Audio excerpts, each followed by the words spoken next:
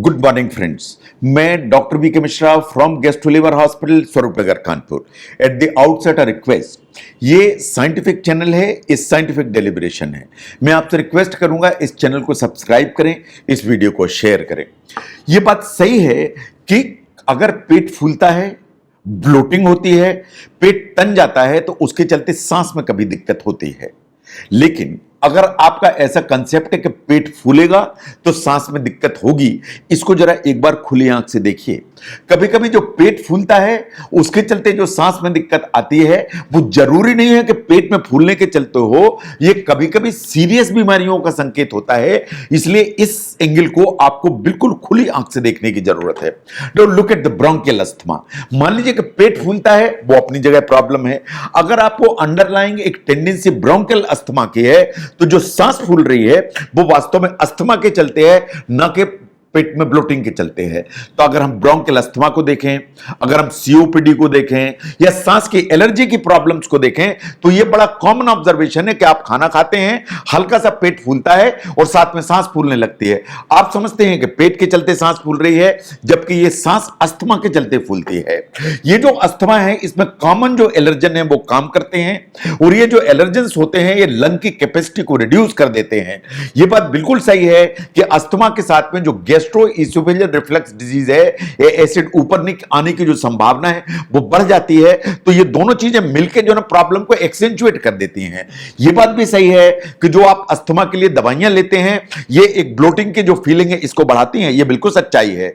ये बात सही है कि अस्थमा है तो आपका चलना फिरना कम हो जाता है, आपकी जो लाइफस्टाइल है वो सीडेंटरी हो जाती है, उसके चलते भी ब्लोटिंग ज्यादा होती है। लेकिन थोड़ी सी भी ब्लोटिंग से जो सांस फूलती है वो वास्तव में अस्थमा के चलते हैं, ना कि ब्लोटिंग के चलते हैं। इस सच्चाई को आपको समझने की जरूरत है। ऊपर से अगर सीओपीडी के पेशेंट स्मोकिंग करते हैं तो यह समस्याओं को और बढ़ाता है। तो अगर थोड़ा सा पेट फूला लेकिन सांस ज्यादा फूल रही है तो आप अस्थमा को ध्यान से देखिए कि कहीं इसके पीछे ब्रोंकियल अस्थमा रीजन तो नहीं है। Number 2, look at the cardiac problems. किसी भी कारण से कंजेस्टिव हार्ट फेलियर हुआ, whatever may be the reason, तो सांस फूलेगी। आपको हार्ट अटैक हुआ, उसके चलते मसल डैमेज हुई तो जो ना सांस की दिक्कत आएगी। अगर इजेक्शन फ्रैक्शन कम है तो सांस की दिक्कत आएगी। अगर डायलेटेड कार्डियोमायोपैथी है तो सांस की दिक्कत आएगी। अगर हार्ट की वाल्व की कोई भी डिजीज है, चाहे वो रूमेटिक हार्ट डिजीज हो, तो उसके चलते सांस की दिक्कत आएगी।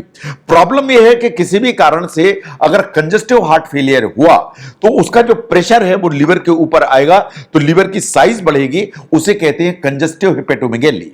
और अगर लंबे समय तक कंजेस्टिव हेपेटोमेगैली परसिस्ट करती रही तो लिवर डैमेज होगा, और लिवर डैमेज होगा तो कार्डियक सिरोसिस डेवलप हो जाएगी। तो यह बात बिल्कुल सही है कि अगर कंजेस्टिव हार्ट फेलियर है तो लिवर डैमेज हो जाता है।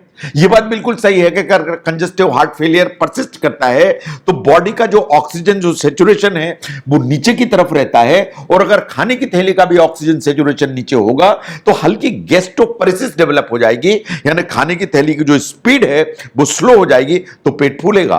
और अगर कंजेस्टिव हार्ट फेलियर है तो फ्लूइड रिटेंशन होगा, आपको पेट में पानी आ जाएगा, आपके पांव में सूजन आ जाएगी, आपके सभी एरियाज में हल्की सी स्वेलिंग होगी। तो कंजेस्टिव हार्ट फेलियर के चलते इतने सारे रीजंस हैं जिसके चलते पेट फूलता है, और ये पेट फूलेगा तो सांस फूलेगी। तो ये जो सांस है वो पेट फूलने के चलते नहीं फूल रही है, ये सांस वास्तव में आपको हार्ट की प्रॉब्लम के चलते फूल रही है। इस सच्चाई को आपको समझने की जरूरत है और अपने कार्डियोलॉजिस्ट को कंसल्ट करने की जरूरत है। Now look at the third reason, that is diaphragmatic hernia और इवेंट्रेशन डायाफ्राम। जो चेस्ट है और पेट है, इसके बीच में एक मसल होती है जिसे डायाफ्राम कहते हैं। यह वास्तव में लंग्स को जो ना ऐसा चलाती है जिससे हम सांस लेते हैं। कभी कभी इसमें कुछ डैमेज होता है, इसमें हर्निया हो जाता है जिसे कहते हैं डायफ्रामेटिक हर्निया। कभी कभी खाने की नली और खाने की थैली के बीच में हो जाता है एक, उसे कहते हैं हाइटस हर्निया। कभी जो डायफ्राम है वो डैमेज होता है, उसे कहते हैं इवेंट्रेशन डायफ्राम। ये 3 प्रॉब्लम ऐसी हैं जो ब्लोटिंग की फीलिंग लेके आती हैं लेकिन साथ में सांस की दिक्कत एहसास कराती हैं।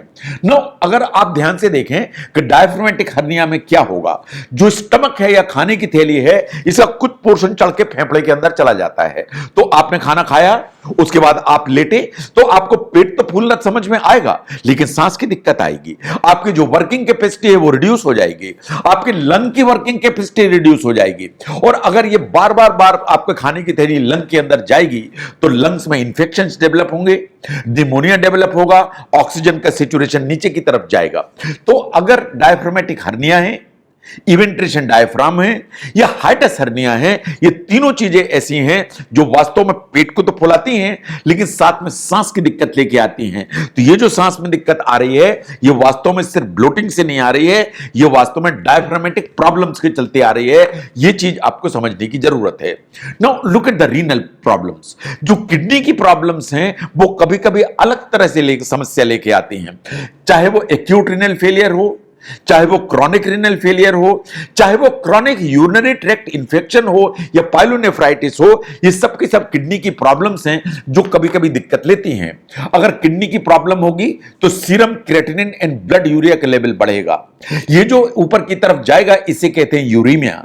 अगर यूरीमिया होगा तो इसका असर खाने की थैली पर भी आता है, जिसे कहते हैं यूरिमिक गैस्ट्रोपैथी। अगर यूरिमिक गैस्ट्रोपैथी होगी तो खाने की थैली के काम करने की जो कैपेबिलिटी है वो नीचे की तरफ जाएगी। ऐसे ही अगर क्रेटिनिन बढ़ा हुआ है एंड यूरीमिया है तो फ्लूइड रिटेंशन होगा, आपके पैरों में सूजन आएगी, पेट में पानी भर सकता है, उसके चलते पेट ऐसा तनेगा। पेट ऐसा तनेगा तो उसके चलते सांस में दिक्कत लगेगी। आपको परसिस्टेंट इन नौशिया या यूरीमिया के चलते एक जीभ चलाने की प्रॉब्लम रहेगी, लगातार रहेगा कि उल्टी जैसा लग रहा है, भूख नहीं लग रही, उल्टी जैसा मन कर रहा है। जो आप रीनल फेलियर के लिए मेडिकेशन लेते हैं वो भी वास्तव में पेट फुलाती हैं। तो जो फ्लूइड का रिटेंशन होता है या जो पानी इकट्ठा होता है आपके शरीर में, वो वास्तव में पांव में सूजन दिखती है, कभी पेट में पानी आ जाता है, कभी लंग्स में पानी आ जाता है यूसी, तो इसके चलते सांस में दिक्कत होती है। तो और पेट वैसे भी फूलता है, तो आप समझते हैं कि पेट के चलते सांस फूल रही है, वास्तव में ये जो सांस फूलती है ये रेनल फेलियर के चलते फूलती है।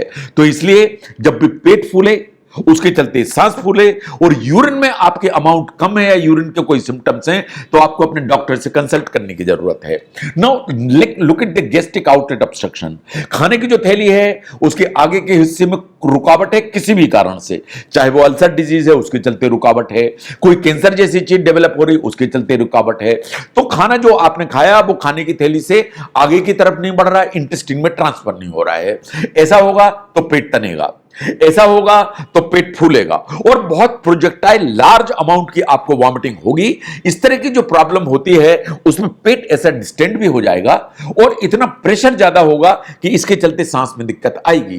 तो ये जो सामान्यतः सांस में दिक्कत आ रही है ये कभी कभी गैस्ट्रिक आउटलेट ऑब्स्ट्रक्शन का संकेत होता है।